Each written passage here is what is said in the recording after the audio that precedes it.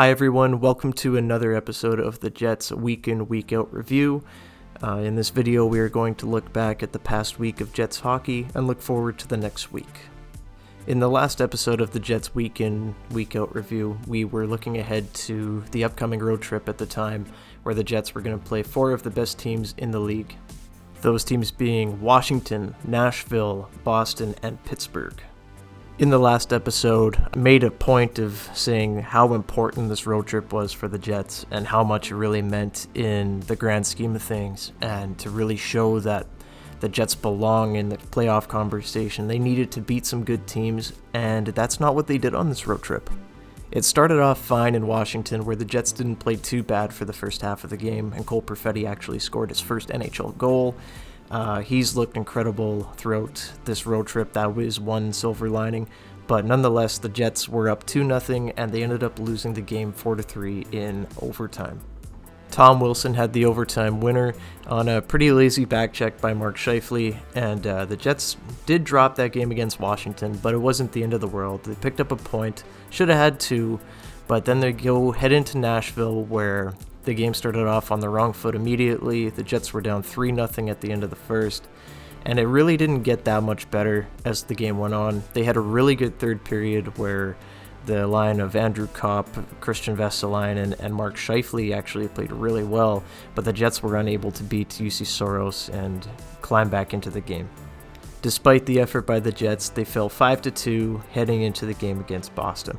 Against Boston, the Jets looked alright in the first period when Jansen Harkins scored his first on the year, and Andrew Kopp actually scored his 11th on the year, making it 2-1 Jets at the end of the first period. However, after the first period, it was all Boston from there, all over Connor Hellebuyck, shooting from all over, and the Bruins actually came back to win this game 3-2 off of a power play goal from David Pastrnak. The Jets were looking for anything positive to come out of the next game against Pittsburgh. They really needed a win. They didn't want to go 0-4 on the road trip, but that's exactly what they ended up doing as they fell to Pittsburgh. On a back-to-back night for Connor Hellebuyck, playing both afternoon games, the Jets started off really well, and they played a really strong first 40 minutes.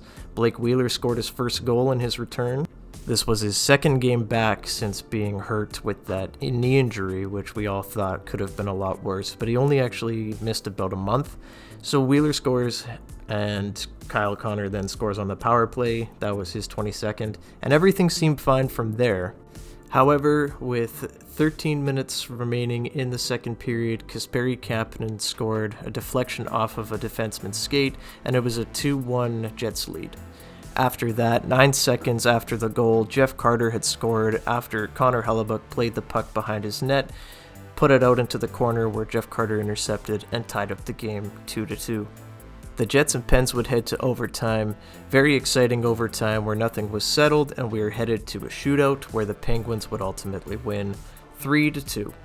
This pushed the Jets to 0-2 on the road trip, and it was a pretty disappointing one, honestly. A couple games that the Jets should have won.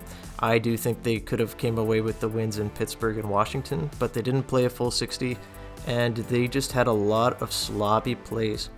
So now the Jets head back home for the first time in a long time, and they go to play the Florida Panthers, who are the number one team in the league. Josh Morrissey in COVID protocol did not play in this game, so Ville Heinola finally got to play his first game of the year for the Jets. While it was exciting, he was partnered with Nathan Beaulieu, which was, in my opinion and a lot of other people's opinion, a very poor decision by Dave Lowry. Nathan Beaulieu can't really do a lot with the space that Ville Heinola makes, and it's just unfortunate that that had to happen. It was Ville's first game in about roughly 3 weeks, as he had been on the taxi squad for a while, didn't really get into any game action, and he did look a little flat-footed, but so did everybody else on the Jets.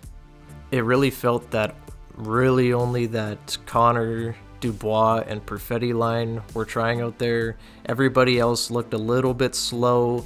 Dylan Sandberg actually got injured in this game and was week to week as of now at time of recording this, and it looks like he'll be out for a little while.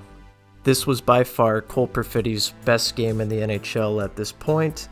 He came out, he had 2 beautiful assists, one to Kyle Connor for his 23rd of the year, and one to Pierre-Luc Dubois on the power play for his 18th.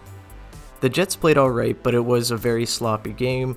It was 4-3 Florida through 40 minutes, and then we got to the third period. It was all Florida.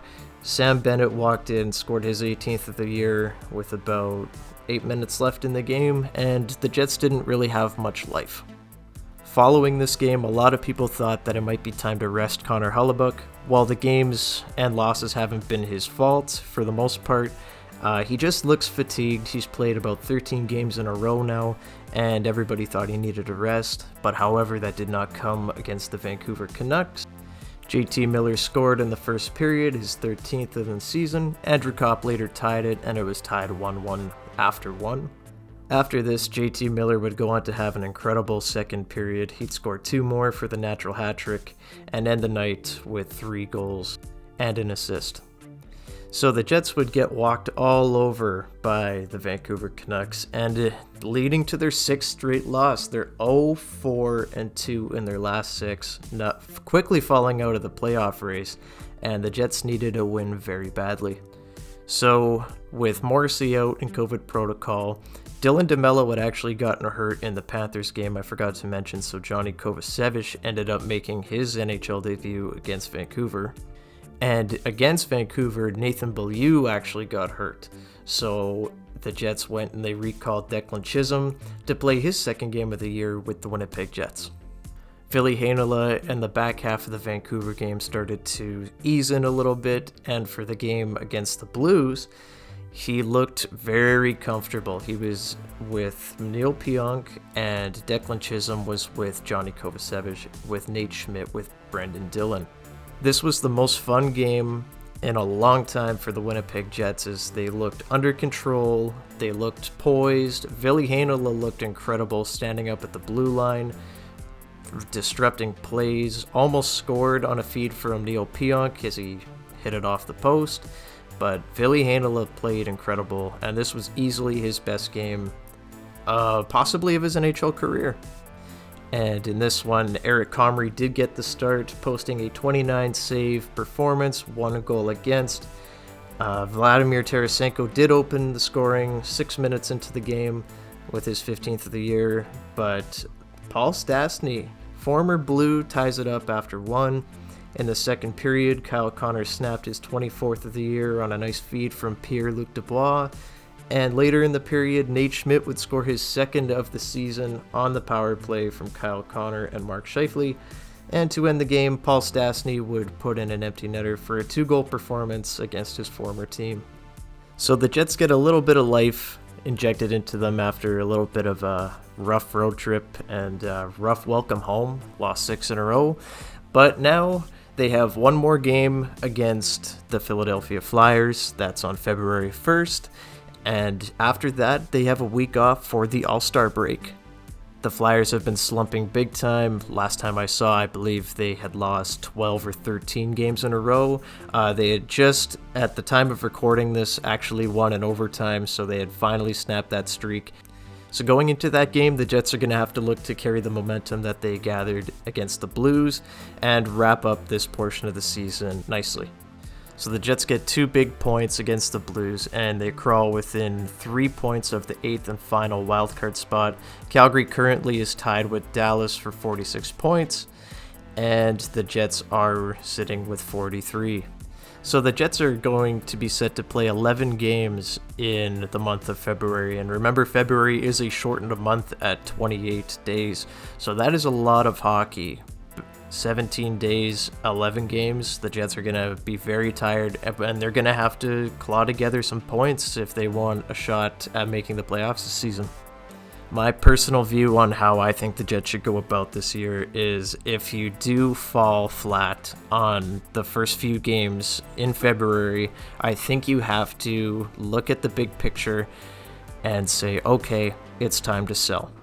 Oftentimes this year, the Jets have looked pretty flat, a little bit of I don't know, they don't look the most excited out there to be playing hockey, and it really sucks sometimes to see that. I mean, Mark Scheifele has had kind of an atrocious year for the first time in his NHL career. He just looks lazy, he doesn't look enthused, he's just not really out there, and it's really hurting the team, as are a lot of players, but it's just a lot of inconsistency again that is hurting the Jets, and they may need to look at doing a retool. So I'm not saying blow up the team completely or anything like that, but I do think it makes sense to, if the Jets do start losing games again, you pretty much have to get rid of Paul Stastny, maybe get a mid-round pick for him, maybe a third, maybe someone will overpay and get a second, but I see probably a third or a fourth for Paul Stastny.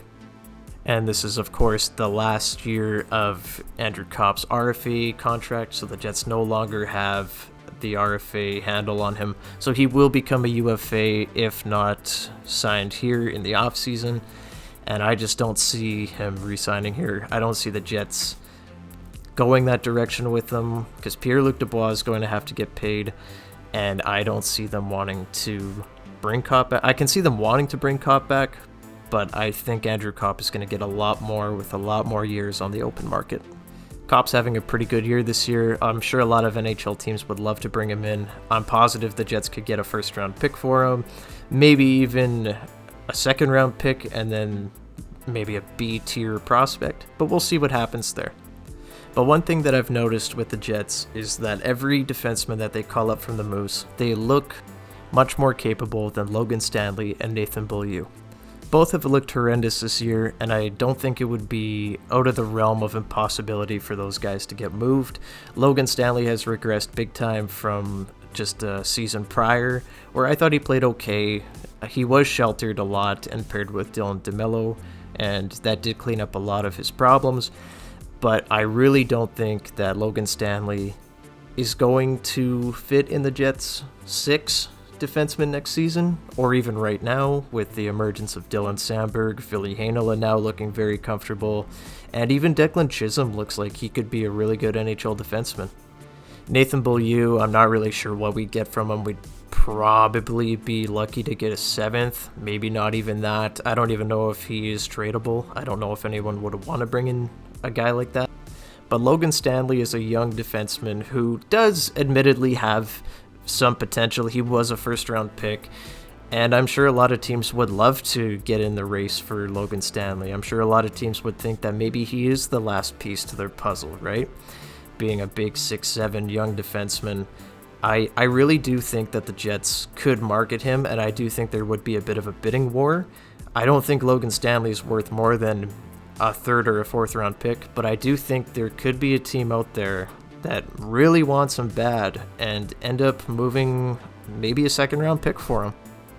But with that said, I do think the Jets need to sell off if they aren't anywhere close to a playoff spot here, if they continue on losing, like I've said. But one trade target that I wouldn't mind the Jets looking at is 3rd-line center for the Rangers right now, Philip Cheadle. Philip Cheadle is a depth center at the moment with the Rangers. He's 6'3", 210 pounds. He was a first-round pick in 2017, and he just really hasn't panned out to what the Rangers thought that he could be. He's got 4 goals, 7 assists on the season right now, and he's just one of those players that could need a change of scenery, and I think the Jets could really use a guy like that. In theory, if you do trade Kopp and you do trade Stastny, you are going to need guys to fill in. You've got Cole Perfetti. Of course, you'll get Nick Ehlers back. But with the declining Blake Wheeler, it could be time to look at adding a new piece like that. And the Jets will have some cap space. I don't think Philip Cheadle will bring in a ton of money. I don't think he will be super expensive. But I do think he could be a very nice fit for the Jets' middle 6. But essentially, there's about 4 or 5 teams fighting for that final wildcard spot.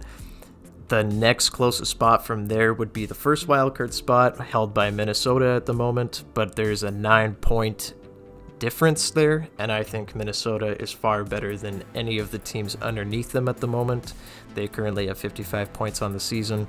The Central Division is very tight, and they're pushed down at the moment, but it's gonna be a fight for that 8th spot, and the reward is playing Colorado likely in the first round, and that might not be fun for a lot of the teams.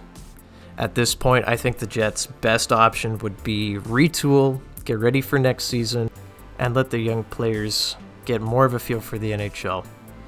Doing this, you'll be able to know what you have with the young players, you'll know where they're at for next season, and it'll make the offseason 1,000 times easier for you.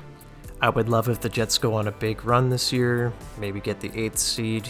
We've seen the 8th seed win in the past with the Kings, of course, that Cinderella story, but I'm not sure if the Jets are that team this year.